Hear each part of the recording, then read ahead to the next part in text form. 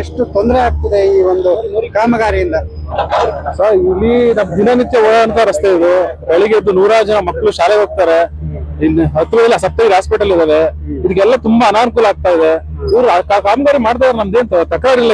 ಅದಕ್ಕೆ ಪರ್ಯಾಯ ರಸ್ತೆ ಮಾಡಿ ಅದಕ್ಕೊಂದು ಪರ್ಯಾಯ ಮಾರ್ಗ ಮಾಡಿ ಮಾಡ್ಕೊಡ್ಬೇಕು. ಈ ಕಾಂಟ್ರಾಕ್ಟ್ ಕಾಮನ್ ಸೆನ್ಸ್ ಅಲ್ವಾ ಇದೆಲ್ಲ? ಒಂದು ಪರ್ಯಾಯ ಮಾರ್ಗ ಮಾಡಿ ಅದಕ್ಕೆ ರಸ್ತೆ ಕಿತ್ತಾಕ್ಬೇಕು ಅಂತ ಏಕಾಗಿ ಕಿತ್ತಾಕ್ಬಿಟ್ಟು ಜನಸಾಮಾನ್ಯಗೆಲ್ಲ ತೊಂದರೆ ಕೊಟ್ಬಿಟ್ರೆ ಕಾಂಟ್ರಾಕ್ಟ್ ಎಲ್ಲೇ ಇರ್ತಾರೆ ಸರ್.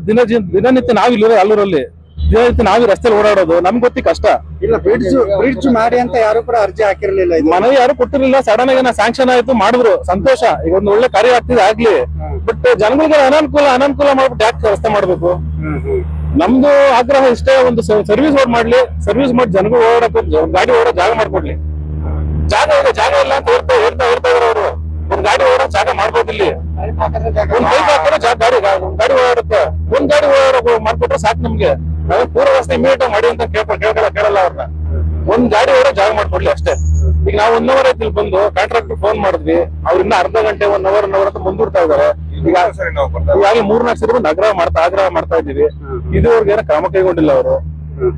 ಹಿಂಗೆ ಅದರಿಂದ ನಾವೇನ ರಸ್ತೆ ಗಿಸ್ತೆ ಮಾಡ್ಕೊಬೇಕು, ಸಾರ್ವಜನಿಕರು ಸೇವೆ ಮಾಡ್ಕೊಬೇಕು ಅಷ್ಟೇ. ಈಗ ಕಾಂಟ್ರಾಕ್ಟ್ ಹೇಳ್ತಾರಲ್ಲ ಸಾರ್ವಜನಿಕರಿಗೆ ಮಾಡ್ಕೊಳ್ಳಿ ನೀವೇ ರಸ್ತೆ. ಈಗ ನಮ್ದೇನ್ ಮಾಡ್ತಿಲ್ವಲ್ಲ. ಈಗ ನಮ್ಗೇನು ಪರ್ಯಾಯ ಮಾಡ್ಬಿಟ್ಟು ಕೆಲಸ ಮಾಡ್ಲಿ, ಅವ್ರೇನ್ ಮಾಡ್ಕೊಂಡ್ಲಿ. ಕಾಂಟ್ರಾಕ್ಟರ್ ನಾವೇನು ತೊಂದರೆ ಕೊಡ್ತಾ ಇಲ್ಲ ಇಲ್ಲಿ. ನಾವೇನು ಪರ್ಯಾಯ ರಸ್ತೆ ಕೇಳ್ತಾ ಇದ್ದೇವೆ ಅಷ್ಟೇ. ಈಗ ರಸ್ತೆ ಮಾಡದೇ ಇದ್ರೆ ನಿಮ್ ಮುಂದಿನ ಹೋರಾಟ ಅಂದ್ರೆ ನಾವು ಡಿಸಿ ಮೇಲೆ ಕೊಡ್ಬೇಕಾಗ್ತದೆ, ಕೆಲಸ ಸ್ಟಾಪ್ ಮಾಡಿಸ್ಬೇಕಾಗ್ತದೆ. ಇಲ್ಲಿ ನಾವೇ ಸಾರ್ವಜನಿಕ ದುಡ್ಡಲ್ಲಿ ನಾವೇ ಮಾಡ್ಕೊಬೇಕಾಗ್ತದೆ ಅಷ್ಟೇ.